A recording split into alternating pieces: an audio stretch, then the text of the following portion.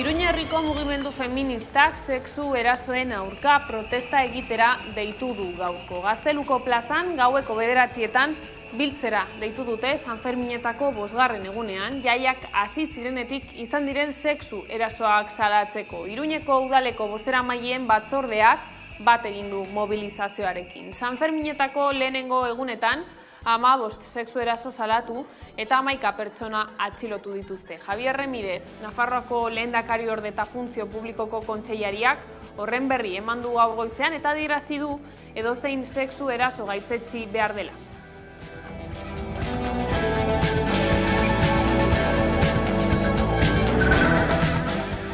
Gabon, Ereinek azaldu du ez duela erabaki igela argitaletxea gelditzea. Adierazi du alduen guzti egingo duela proiektu editoriala aurrera ateratzeko. Lander Majuelo igelaren orain arteko editoreak gaur azaldu du prentsaohar baten bitartez, igelaren jabeek arazo ekonomikoak direla medio argitaletxea gelditzea erabaki dutela. Igelak 34 urte bete zituen apirilean. Euskarazko itzulpenak plazaratu ditu beti.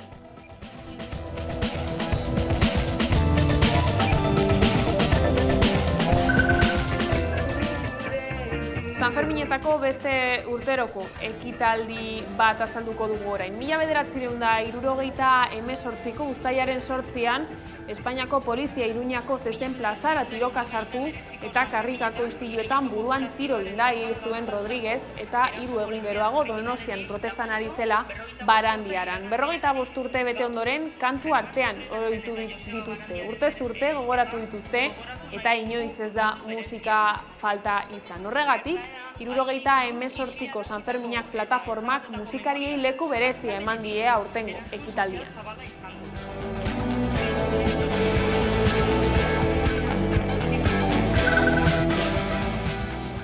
Eta hauteskunde kanpainak dagoeneko lehenengo asteburua iragandu. Gaur izango da Sánchez eta Feijóoren aurrez aurreko bakarra eta Euskal Alderdiek gobernua osatzeko giltza izango dute. Izan ere, aurreikuspenen arabera gobernu aldaketa izan daiteke PP-Vox koalizioarekin, baina estu lehiatuko lirateke gainontzeko alderdiek bat egingo balute, tartean EH Bildu edota EAJ.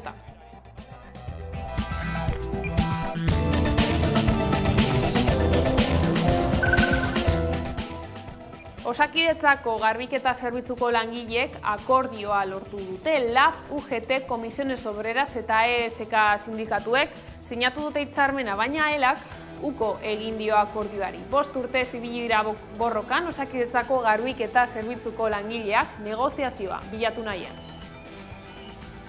Osakidetzako garbiketa zerbitzuko langileen lan gatazka bukatu da. 5 urte ibili dira lan hitzarmena negoziatzen eta Jaurlaritzak ekainaren 26an deitu zituen sindikatuak eta patronalak bilera batera. Eta bilera horretan akordioa lortu zuten LAB, Comisiones Obreras, UGT eta ESK sindikatuek patronalarekin. Eta Osakidetzako oraingoan joan den astean akordio hori baieztatu zuen eta horrela aipatu bezala lan gatazka amaitu da. Erretirorako adina 68-72 urte bitarteraino atzeratzea eskatu du Espainiako enpresarien zirkuluak. Egungo pentsioen sistema publikoa ez dela jasangarria iritzita eta astelehenero legez protesta egin dute pentsiodunek Bilboko udaletxearen atarian. Aiara Durreta. Espainiako enpresaburuen zirkuluak proposatu du erretiro adina 78 urtekoa izatea eta borondatez berreztari ari izatea 72 urte betera arte. Era berean Feijóori eskatu dio kentzeko kotizazioaren jaitsiera eta zergak eta berreskuratzea aldi baterako kontratuak. Beraldetik Espainiako enpresaburuen elkarteen konfederazioak adierazi du estatu lerrela bat adierazpen horiekin eta Feijóok ere ez du horren inguruan adierazpenik eman. Izan ere, kanpaina betean aurkitzen dira eta kritikak eta higadurak saihestu nahi du Feijóok. Bitartean pentsiodunek salatu dute hori, ez da? Azkenean pentsiodunen aldarretako bat bada, erretiro adina jaistea eta era berean 1.080 euroko gutxieneko pentsioa ezartzea.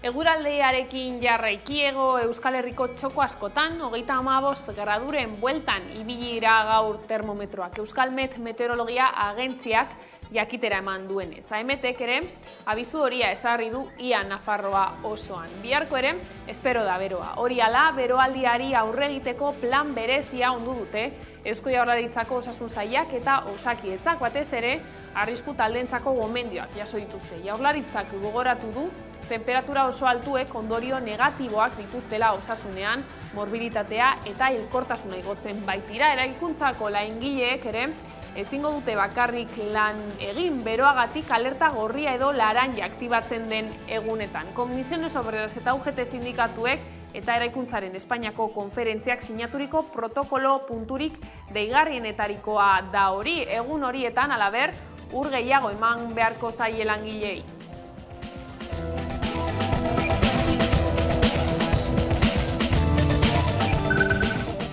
Eta kiroletan, 168 kilometro eta 11.000 metroko goranzko desnibela duen lasterketa da, 100.000 Gipuzkoari mendiz mendi bira ematen diona. Gizonezkoetan, Jesus Baio gailendu da, 24 ordu eta 24 minutu denbora eginda. Eta emakumezkoetan, Uxue Fraile 29 ordu eta 19 minutuko denborarekin.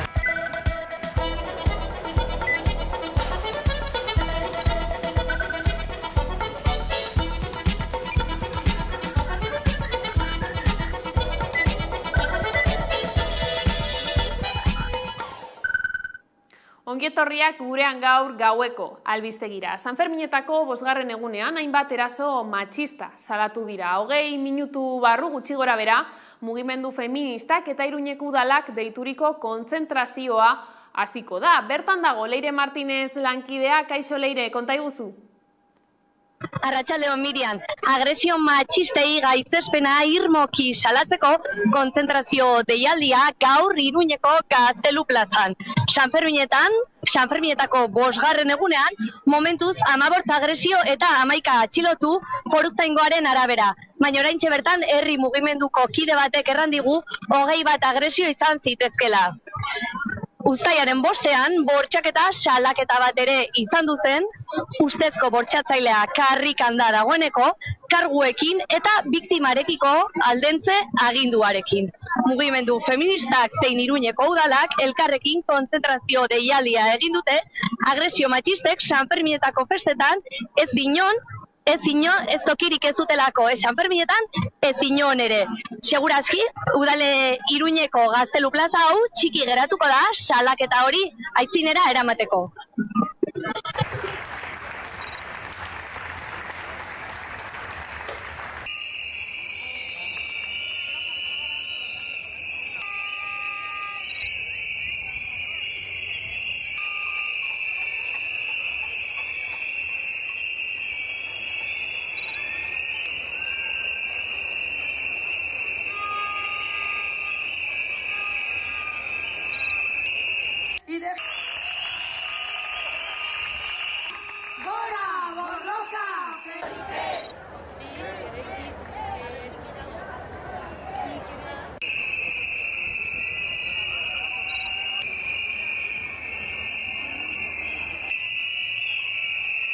Isilik menpeko eta hotzan nahi gaituzten horien tinpanoak zartatu ditzakeen amorruk arrankari.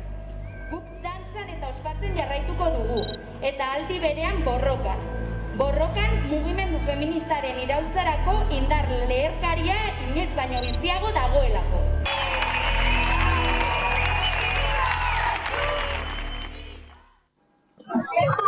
Leire Tire, esan bezala, 20 minutu barru hasiko da manifestazioa bertan Iruñean. Mila esker gurekin egoteagatik, gero arte. Deusetaz. Eta aurrera jarraituko dugu Sanferminekin, izan ere, herri Sanferminak jai herrikoiak bizirik mantentzeko egun osoko egitaraua antolatu dute 0 plazan. Hala ere, Iruñeko udalaren traben ondorioz, jaiak egoera prekarioan ospatzera behartuta daudela salatu dute.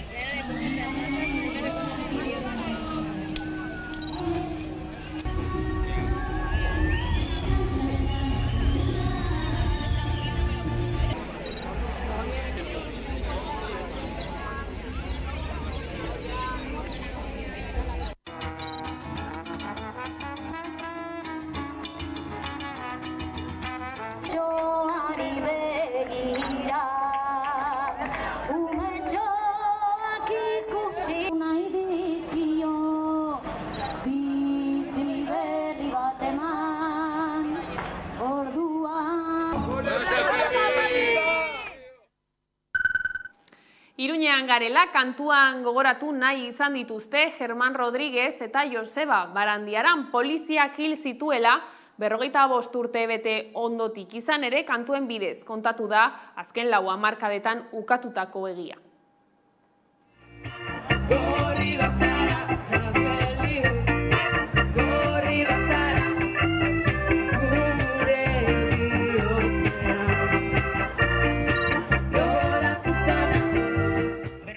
Impunitate urte daramatzagu gertaera haien erantzuleekiko Estatu Espainiarra, Barne Ministerioa, Martin Villa, eta beste horren beste urte konplizitate judizialarenak.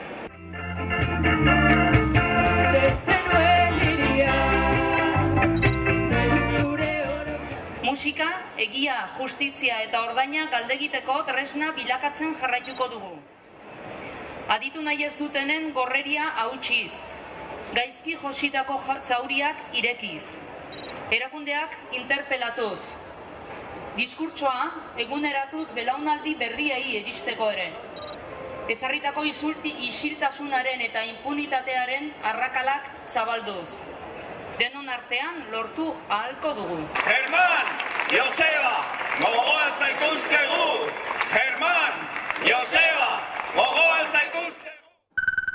Eta arestian esan bezala gaueko 9:00 manifestazio bat izango da Iruñean indarkeria sexistaren aldekoa. Eta orain entzungo ditugun hitzak Iratxe Albarezenak dira mugimendu feministako kidearenak, entzun. Iratxe, zer duzue aldarrikatzeko gaur kontzentrazio honetan? Gaur elkarteratzera deitu dugu, zoritzarrez beste behin ere, eta kasi urtero deialdi hau egin behar da, ustailaren 8an egondako eraso sexual batengatik, baina horretaz gain ere esatea eta salatzea ere horren beste eraso egon direla, 20 bat baino gehiago ja 5. egun honetan, ez? Eta hori da, gure nahia da salatzea alde batetik eraso sexual hori, baina baitere beste guztiak ere, batez ere azken urteekin konparatuta eta kontutan eukiz jaiaren zein momentuan gauden, asko gehitu direlako intentsitate bazuko eraso sexista horiek. Eta gai zaldatuta Ereinek azaldu du ez duela erabaki Gela argitaletxea gelditzea, adierazi du alduen guztia egingo duela proiektu editorial aurrera ateratzeko.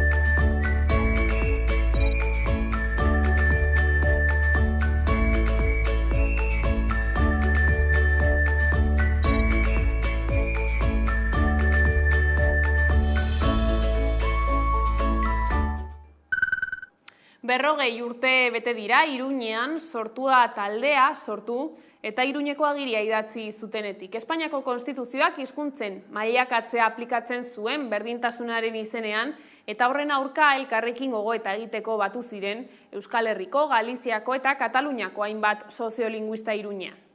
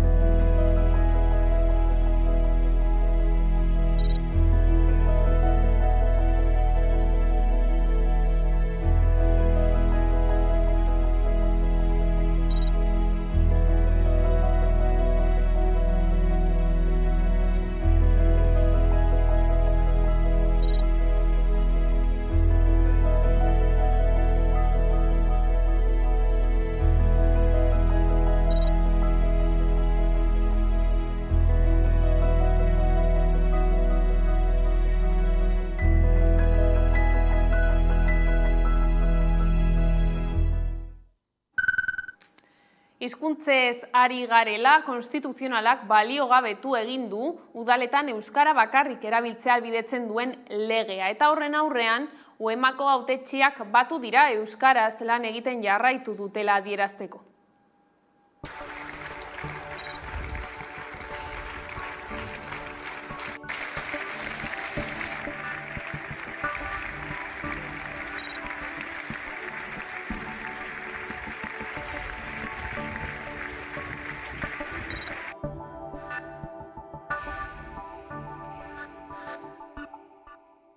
Larria da gertatzen ari dena.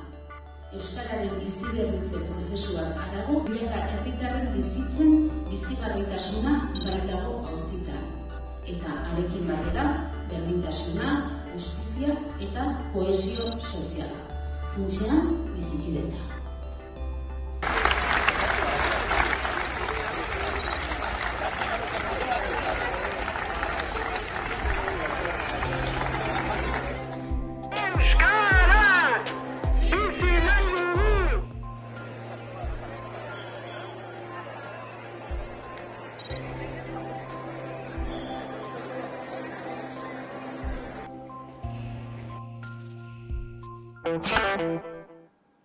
Eta hauteskundei dagokionez, kanpainak dagoeneko lehenengo asteburua iragandu gaur. Izango da, Sánchez eta Feijóoren aurrez aurreko bakarra eta Euskal Alderdiek gobernua osatzeko giltza izango dute. Izan ere, aurreikuspenen arabera, gobernu aldaketa izan daiteke PP Vox koalizioarekin, baina estu lehiatuko lirateke gainontzeko alderdiek bat egingo balute, tartean EH Bildu edota EAJ.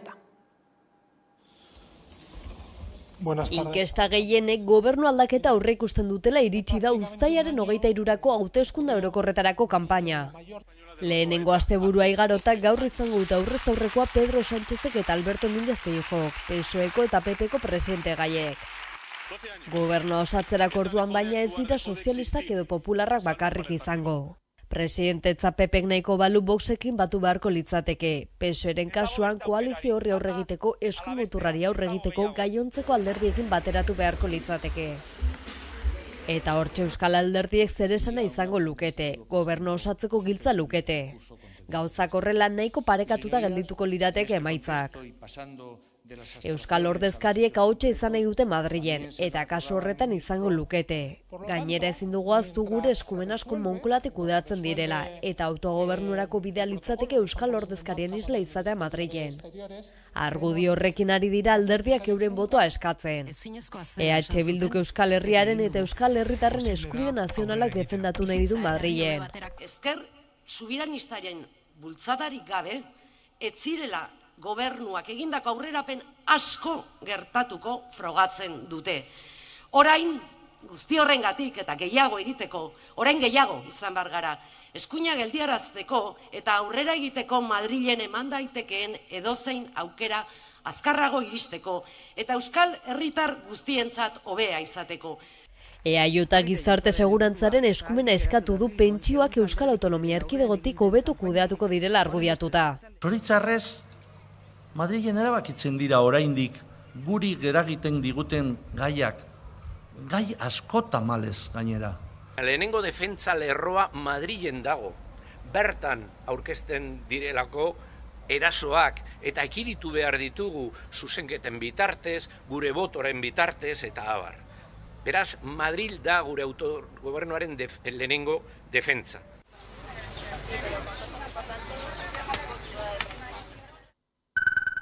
Bere aldetik, Euskal Alderdiek pentsio publiko eta duinak eta etxebizitzarako eskubide aldarrikatu dituzte astelehenean egindako ekitaldiet.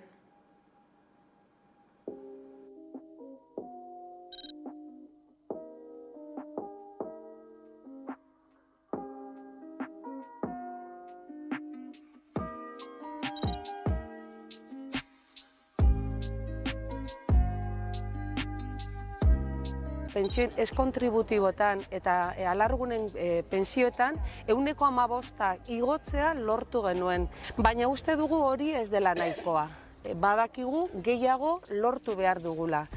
Izan ere, Europako gutun sozialak eskatzen duena da 1.080 eurotara ailegatzea. Pentsatzen da horrekin lortuko direla pentsioak duinak eta behar den hobeto bizitzeko. Ni un paso atrás en las ayudas a los transportistas, las ayudas a los autónomos, las ayudas a estas personas jóvenes que utilizan el transporte público y que algunos con sus recortes pretenden eliminar.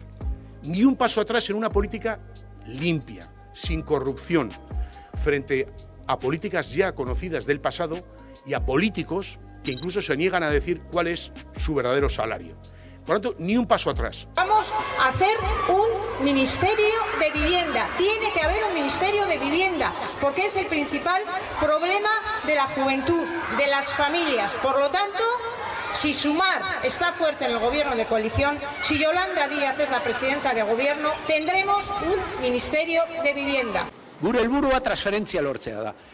Egiteko posibilitatea izan da. Legea aldatuta dago hori gertatu daiten.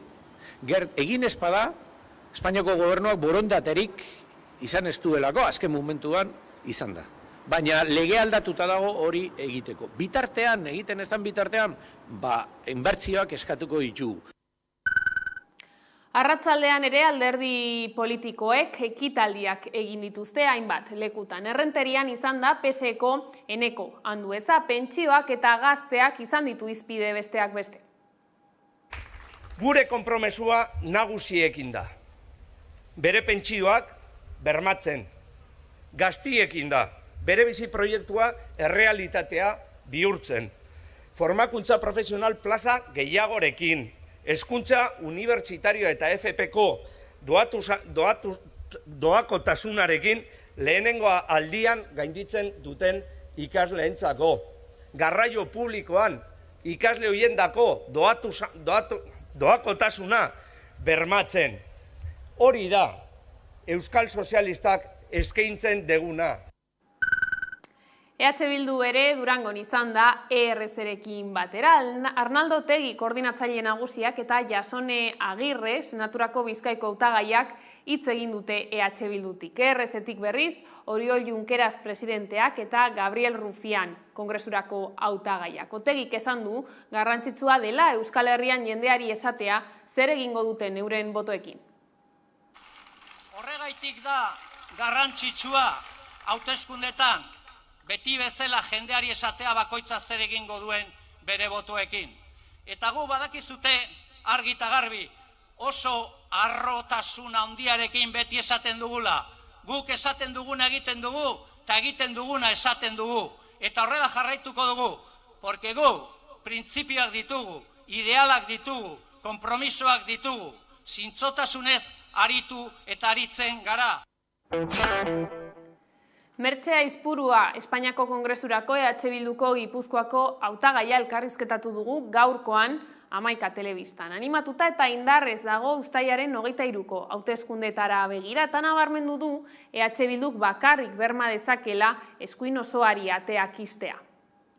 Bueno, gogoz, egia da, hola bapatean etorri zitzaigula, justu ere hauteskundeak izan, eta hurrengo egunean ja, euki genuen sorpresa iragarpen hori, berriro Sánchezek hauteskundeak deitzen zitula, eta, bueno, nolabait esateko, disfrutatzeko ere denborarik apenas ez digute eman, baina, bueno, beira, guretzat, bueno, sorpresa hori kenduta egia da, batez ere egiturako jendea eta lanean nahitu den jendea kanpainan, berriro beste kanpaina batean sartzea, neketsua izan daiteke, baina, bueno, ni jendea ikusten dute gogoz pozik guk ere kanpaina egin genuen, eta, bueno, ez dakit nolabait segida hori hartu dugu, ez? Esan de, bueno, ez da ezer gelditzen hemen, goaz aurrera eta lantaldea eta jende guztia ere espiritu berdinakin ikusten dut, ez dakit animatuta gaude eta indarrez gaude gogotsu. Gurean gauza asko daude, eta, bueno, mezu berdina izan dezakegu edo antzekoa, bai, egia da, ahotsa nola ez, Euskal Herriko ahotsa garela gu ere, baina kontua da zertarako, ez, eta zertarako hortan, eta zertarako erabiltzen diren bozka hoietan dago gakoa eta dago desberdintasuna. Nik esango nuke jarraipen bat egitera goazela, orain arte egindakoari, 4 urte hauek oso emankorrak izan dira, Euskal Herria Bilduk lorpen handiak egin ditu, bai aurrekontuetan sartu garenean, baita ere hainbat lege eta egitasmo mai gainean jarri direnean, eta ez bakarrikan bultzatzeko edo progresista diren politika batzuk aurrera ateralizateko, baizik eta politika horiek hobetzeko, hau da, lege asko, gaur egun ditugun lege asko, eta Euskal Herriari eragin handia dutenak, ez lirateke berdinak izango, eta antza gutxi izango luteke, gure interbentzio hori gabe. Hori horrela da, eta hori nik uste, ez dute onartuko, baino kanpainan gaudelako, baino egia da, egin handi batean, hobetu egin ditugula legeak, eta asko hobetu ditugula, ez? Hortik aurrera ere, zergatik bozkatu Euskal Herria Bilduri, gugarelako bakarrak, indar bakarra, ziurtatuko dutena eskuinari ateak itxiko dizkiogula, eskuin osoari. Eta hori Euskal Herria Bilduk bakarrik egingo du gaur egun. Eta hortik aurrera, abiapuntu hau beharrezkoa da, Euskal Herrira ekartzeko Euskal Herritarren onurarako izango diren politika sozialak, politika ekonomikoak, guzti horietan lantzeko eta bide batez ere, zirrikituak aprobetxatuko ditugu lehen egin dugun bezala, aukera ematen balin bada eta uste eta aukera eman behar dela, Estatu Espainolean, lurralde arazoa ere zuzentzeko edo behintzat konponbide bidean jartzeko, ez? Orduan, horrelako mix batean hori litzateke zergatikan bozkatu Euskal Herria Bilduri. De Miguel eta Otxandiano Arabako espetxean sartu dira. Pasaden astelenean, Arabako probintzia auzitegiak 72 orduko epea eman zien bi akusatuei espetxean sartzeko, euren azken indultuak baztertu ondoren. Euskal Autonomia Erkidegoan izan den ustelkeria trama handiena amaitutzat ematen da De Miguel kartzelan sartzean. Arabako buruzagi ohiak 9 urteko espetxe zigorra bete beharko du. Asteazken gauean Arabako Zabaia kartzelan sartu zen Koldo Otxandiano eta ostegun goizean Alfredo De Miguel. Bi akusatuek 7 eta 12 urteko espetxe zigor bana bete beharko dute urren ez urren ustelkeria delituak egotzita. Uztailaren 3an Arabako probintzia auzitegiaren agindua jaso zuten. Auzitegiak 72 orduko epea eman zien espetxeratzeko. Gauzak horrela bi aukera zituzten, ostiralean baino lehen kartzelan sartzea edo bestela estatuko segurtasun indarrek haiek atzilotzea. Azken 6 hilabeteotan akusatuek zenbait indultu eta errekurtso aurkeztu dituzte espetxeratzea saihesteko eta atzeratzeko. Hauteskundeen ostean Alfredo De Miguelek azken helegitea aurkeztu zuen. Hala ere Arabako probintzia auzitegiak ukatu zuen. Bestalde, Koldo Otzandianoren kasuan, epaileak iragarri zuen helegitean alegatutako osasun arazoak ez diotela eragozten kartzelara sartzeko, beraz ez zuen onartu. Azkenik Aitor Telleriaren helegitea oraindik ez da argitu, mediku txostena zabaltzea erabaki zuen epaileak, bere osasun egoera zehetasun handiagoarekin aztertzeko. Erretirorako adina 68-72 urte bitarteraino atzeratzea eskatu du Espainiako enpresarien zirkuluak egungo pentsioen sistema publikoa ez dela jasangarria iritzita eta astelehenero legez protesta egin dute pentsiodunek Bilboko udaletxearen atarian. Jon Fanorekin izan gara. Bakarrikan enpresarien aldetik hori da espero dezakeguna. Eta gaina ikusita nortzuk egin zituzten adierazpen horiek, hau da enpresarioen zirkuloa. Horiek ultra eskuindarrak dira, eta bere helburua da presionatzea helburu horiek lortzeko. Eta argi eta garbi adierazi zuten, kanpora behar dutela, edo kanpora behar dela Sánchez, eta Feijori planteatu zion argi eta garbi eskarea horiek. Lan gatazkekin jarraiki Osakidetzako garbiketa zerbitzuko langileek akordioa lortu dute. 5 urte egon dira lan hitzarmenaren inguruko negoziazioetan, baina amaitu da lan gatazka eurentzat. Osakidetzako garbiketa zerbitzuko langileen lan gatazka bukatu da. Aurre akordioa lortu zuten ekainaren 26an LAB, Komisio Obreras, UGT eta SK sindikatuek patronalarekin, eta dagoeneko Jaurlaritzak baiezko eman dio. Soilik akordioa sinatzea falta da.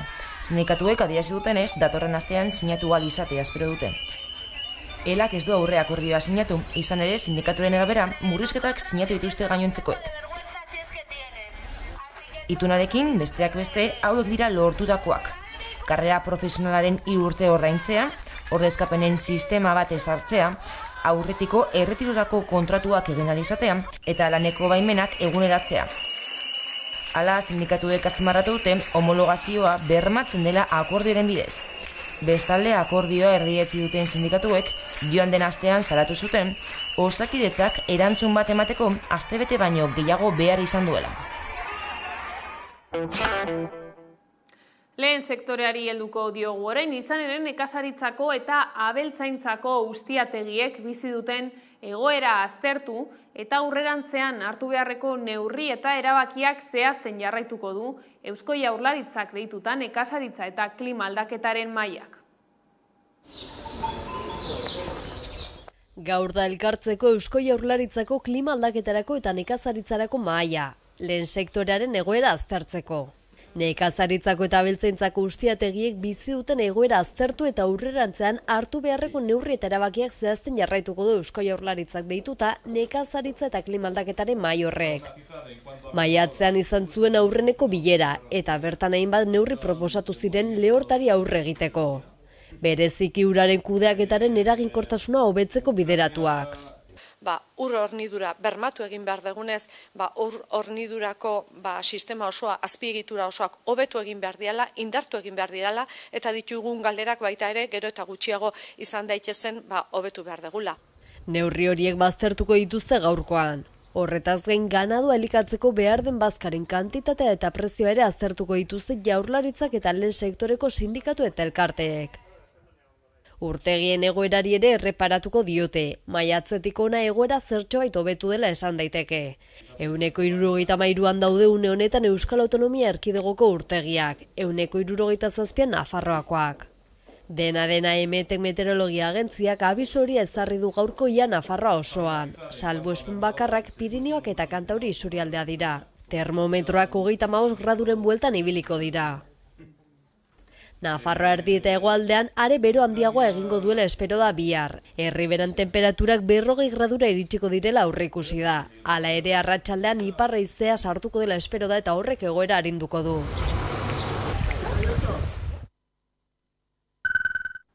Hilabete hasieran Zaporeak elkarteak Kosk Gastronomia eta Elkartasun Festaren 6.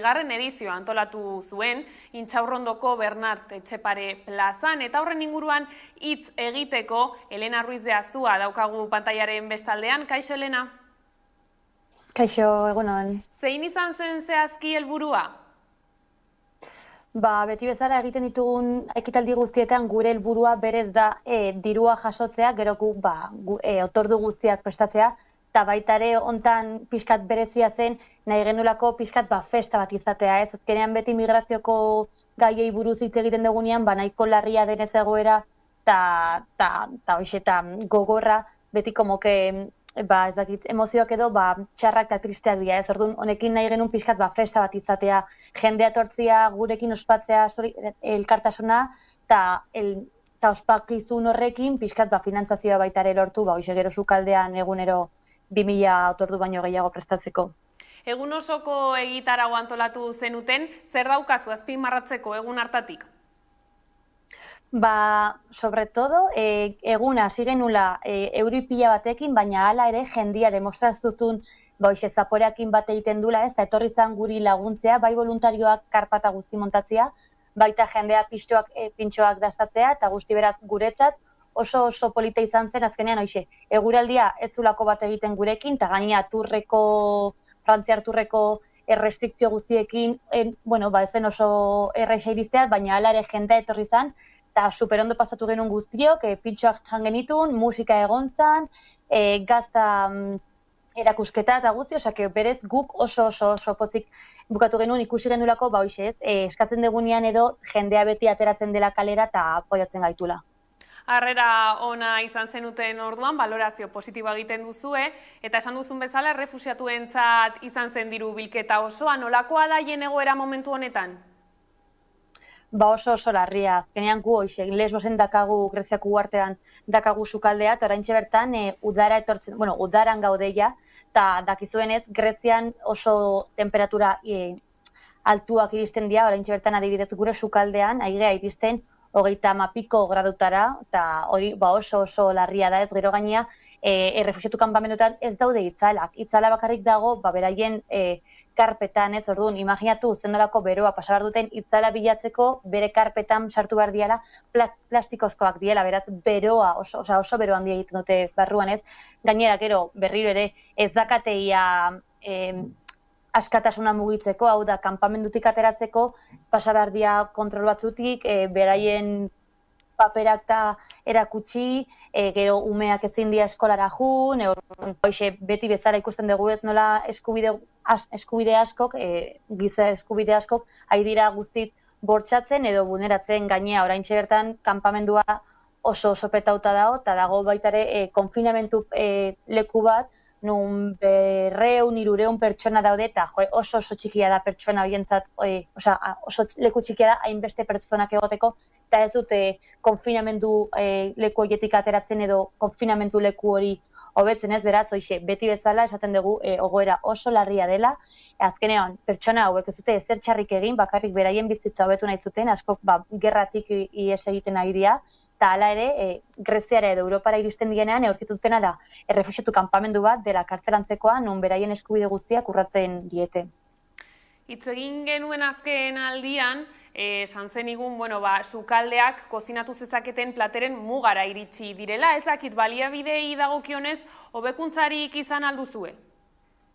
Oraintxe bertan, 2000-2050 aigea prestatzen, hau da, algenuna baino gehiago, eta egia da, jendea nahiko bolkatu dela gure laguntzen, eta adibidez, Fagor enpresa edo kooperatiba asko lagundu digu, eta eman digu makinantzeko batzuk, ze azkenean guk sukaldean genekan, etxeko sukaldea, ez, putxero superhandiak, tipo sozietateak bezalakoak, baina, orain eman digute makina batzuk, nun egin dezakegu arrozatala asko azkarrago eta asko gehiago, orduan, guretzat hobeto egia da oraindik bidali behar degula Greziara makina hauek, azkenean bidalketa, ez, porte hauek kontainerrak eta gamioiak kostatzen du eramatea bai diruaz eta bai denboraz, baina, pozik gaude azkenean ikusten nahi gehalako, estruktura edo, ez, gure infrastruktura aldatu dezakegula pixkat hobetzeko eta pertsona gehiagei iristeko. Pixkanaka orduan hobekuntzak izaten ari dira behintzat, eta zeintzuk izango dira azken edo urrengo hilabeteotan egingo dituzuen ekintza edo proiektuak, buruan aldaukazu da zeo zer? Oraingoz ez, egia da nahiko orain arte urtea oso aktiboa izan degula, ez? Eta orduan guretzat baita ere pixkatzen koskaren eguna, beste igandekoa, zan pixkat hau bukatzeko gero ja udara pasako da, eta gero ja berriro iraian edo urrian hasiko gea berriro ekitaldi berriekin, baina oraingoz hartu nahi dugu baita ere, ez oporra ez, baina udara pixkat lasaiago ulertzen dugulako baita ere jendia ez dagoela hainbeste hemen, beraz ezin dura hainbeste partizipatu, eta baita ere gure voluntarioak daude pixkat nekautak oso aktiboak egon gehalako, beraz oraingoz, koskarekin bukatu genuen ekitaldiak, oso pozik, jende pilo bat gerturatu zelako, beraz guri oso pozik gaude, eta orduan indarrak hartuko ditugu, gero iraian edo berriro hasteko, hala ere bitartean guk Greziako sukaldea mantentzen dugu, beraz baita ere pixkat horren fokatuko gea orain udaran. Merezitako oporrak orduan, Elena, hemen utzi behar dugu konexioa, baino gertutik jarraituko dugu egiten duzuen guztia. Mila esker gurekin egoteagatik. Mila esker zuei beti espazioa emateagatik. Eta kulturarlora salto, asteburuan BBK Live jaialdia ospatu da Kobetamendin, eta aurten 120.000 bisitari bildu ditu. Zuzeneko musikak inguruak hartu zituen eta askotariko musika estiloak uztartu. Bertan, izan zen Aiara Durretaran kidea.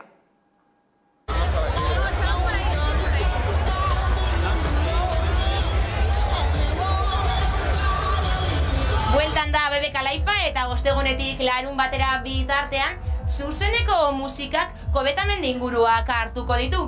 Beraz, astebetera beste makro ekitaldi bat hemen Bilbon. 1.000 bizitari baino gehiago hartuko ditu Kobetamendik eta ia 80 herrialdeko musika zaleak hemen izango dira. Bilbotik. Ni Gasteiztik. Bilbotik. Bilbotik. Bilbotarra gara. Santurtzitik, bai. Zeizarra naiz, baina Urretxutik nator. Bilbotik. Barakaldo. Leioatik. Leioatik, bai. De Italia. De Italia, pero vivimos en Barcelona. Sí. Yo del norte de Italia, de Turín. 1.000 pertsona baino gehiago ekartzen ditu ona Kobetamendira eta jendeak nahi duena da musikaz eta giro honaz gozatzea. Musika zaleak gara orokorrean, orduan festivalaz gozatzera. Kontzertuak, jendea dena. Grupo berriak, talde berriak deskubritzea, ikustea, tantzutea, eta gero jarraitzea, beste kontzertu batzuk egiten badituzte, eta gero lagunekin ondo pasatzea. Que hemos llegado y hemos ido directas para hacernos esto en la cara, y a ella le he tenido que convencer yo. El ambiente. ¿No? Giroa. Egian artisten anistazuna eta genero guztietakoak gaudela eta hori.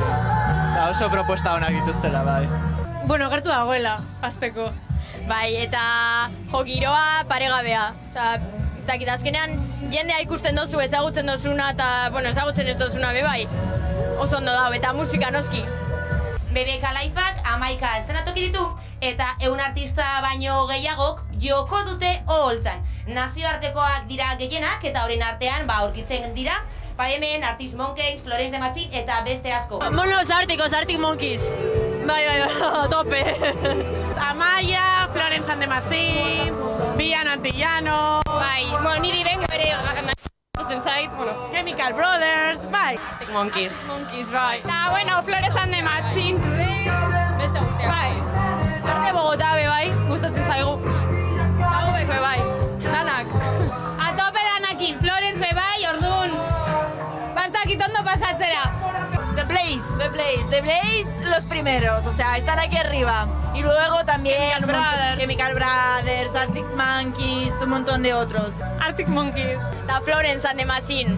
Bai. Dana, bai. Sabino la induta badan ikusi behar da. Bostetan sartu gara eta ja, gauer arte. Arctic Monkeys batez ere, bai, eta gero Florence and the Machine. Beharka dago, Amaia ere bai. Zalantza barik, Bilbao BBK Live makro ekitaldi bat da, bai, makro jaialdi bat, eta hemen Bilbo inguruan ospatzen da. Eta, baditu beste albo ondorio batzuk jaialdi honek, ez da? Diru publiko oso hornitzen da, eta gero bestetik, Bilbao BBK Live jaialdiaz arduratzen den enpresa, zehazki Lasturrek, langileak prekarizatzen ditu. Beraz, giro ona eta zuzeneko musika hemen BDK Lifean. 19. mendearen amaieratik 20. mendearen erdialdera, Donostia eta Gipuzkoa turistikoki iragartzeko kartelek izan zuten indar grafikoa aztertzen duen erakusketa ikusgai da jada Santelmo Museoan aldi horretako marrazkilari honenen eskutik. Kartel turistiko ez gain, udal bizitarien divertimendu nahia asetzeko egiten ziren ekitaldi ugariak iragartzeko egindako beste zenbait ere erakusten dira. Klima ideal, udako kartelak Santelmo Museoan egongo den erakusketa da, urriaren 15 bitartean ikusgai izango dana.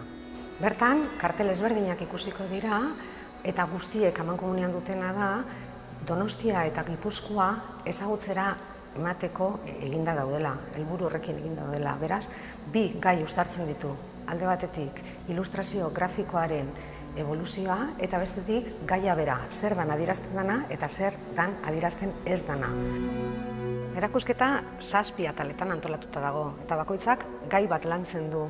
Gai bakoitzean ikusten dugu gai bera nola landua izan dan denboran zehar.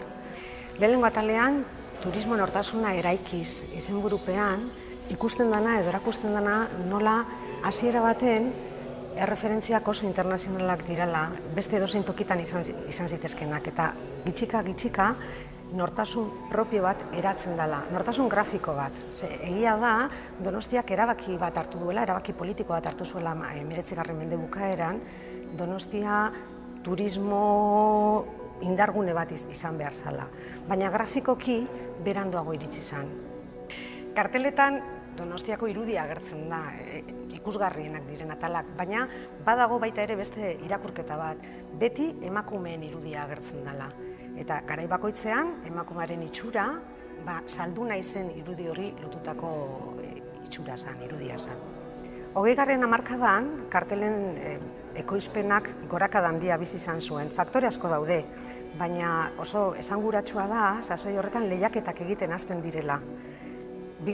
atal honetan, ideiak leian izenburupean, lehiaketa ezberdinetako adibideak ikusten ditugu.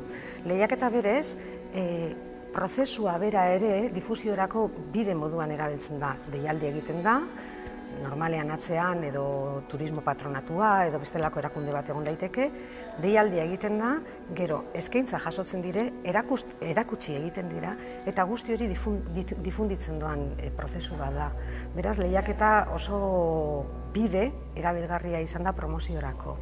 Adibide hauetan, San Juan, Zarautz edo Donostia bera, erakusteko modu ezberdinak ikusten dira. Batzuk irudia hartzen dute, beste batzuk argazkiak sintetikoagoak, argazkiak eta objektuak aukeratzen dituzte, beste batzuk igual klasikoakoak izan daitezkenak edo azkenik argazkiaren indarra eta kolaxaren hizkuntza erabiltzen dutenak. Bizitariek zeregin bat behar zuten, eta orduan ekitaldi ezberdinak antolatzen dira. Berez, gela honetan, 2 atal daude. Batean, jolasa eta diversioa ikusten da, eta beste aldean berriz, Euskal Jaien sorrerari lotutako atala. Kasinoak izan ziren eskaintza zabaletariko bat, bai Gran Kasino, de San Sebastián edo Gran Kursal. Jokoa debekatzen danean, beste modu batera ere aurrera jarraitzen dute eta batez ere ekitaldi ezberdinak egiten dituzte, jai tematikoak egiten dituzte, eta bakoitzak bere kartela izango luke. Karteletan elementua oso esanguratsua da, arte efimero da. Ekitaldi bat saltzeko eta gero bukatu egingo dana. Horrek asko eragozten du material hori ondo gordetzea eta babestea. Berez erabiltzeko eta berez erraz bukatzen den materialak direlako. 20. hamarkada oso aberatsa izan zen kartelgintzan. Orain gauden areto honetan Gipuzkoako ereduak ikusten dira. 3 urtetan, 3 kartel hauetan estilo erabat ezberdinak daude. Bata marrazki gileagoa edo karikatura erantz doana, beste bat errealistagoa edo figuratiboa izango dana, eta gero txikiren estilo pertsonala 3. Oso peluz laburrean, eskaintza ezberdinak. Atal honetan, kultura eta komertzio daude ikusgai. 50-60 hamarkadetan eskaintza zabaltzen zijoan eta guztiok ezagutzen ditugun zinemaldia eta jasaldiaren sorrera da. Edizio bakoitzak bere kartela zeukan. Tomas Hernández Mendizabal da autorea eta oso estilo pertsonala dauka. Azken atal honetan, kirolak azaltzen dira. Hori ere eskaintzaren barne zelako, eta oso eskaintza zabala zen, bai zaldi lasterketak, lasarteko autolasterketak, tenisa, bizikleta eta nola ez, traineruak eta balandrak. Estropadak saltzeko modu ezberdinak ikusiko ditugu gela honetan. Era berean, lehenengo aldiz, lasarteko autolasterketen kartel guztiak ikusteko aukera egongo da.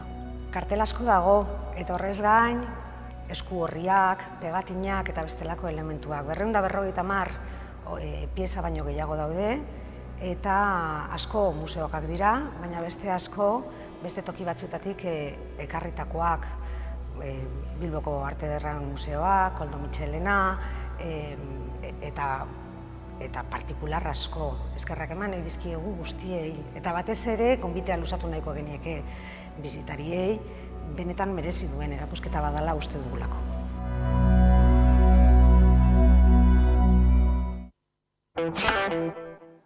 Eta kiroletan Noriok denboraldiko bere lehen bandera irabazi du Zierbenan. Euskotren Ligan lehia estua izan da azken metroetan, bigarren izan da Tolosaldea ia 2 segundora eta Arraun Lagunak 2 segundora. Euskolabel Ligan berriz Urdaibaik irabazi du eta 18 segundu atera dizkio bigarren sailkatuari.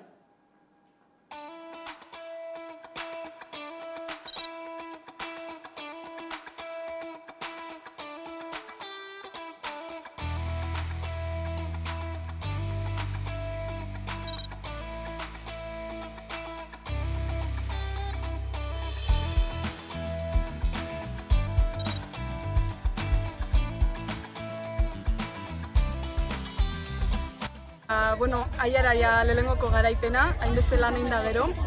Konfixaten genduen ekipun bageunkanela, baina hoxe atzana puliduti faltatezan. Eta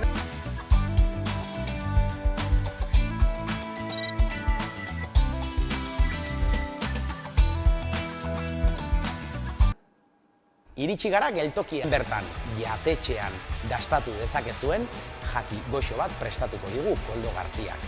Beraz, badakizue ongi etorri denon topaleku den, geltoki honetara. Eta horrela iritsi gara albistegiaren bukaerara. Gaurkoan, Eiderren elkarrekin gaudenean abestiarekin agurtuko zaituztegu. Gustatuko zaizuelakoan besterik ez, gure aldetik. Horiek izan dira gaueko albistegiak gurean gaur utzi dituena. Gogoratu guztiak eta gehiago nahi duzuen aldiro 11.eu atarian dituzuela eskuragarri. Geroak!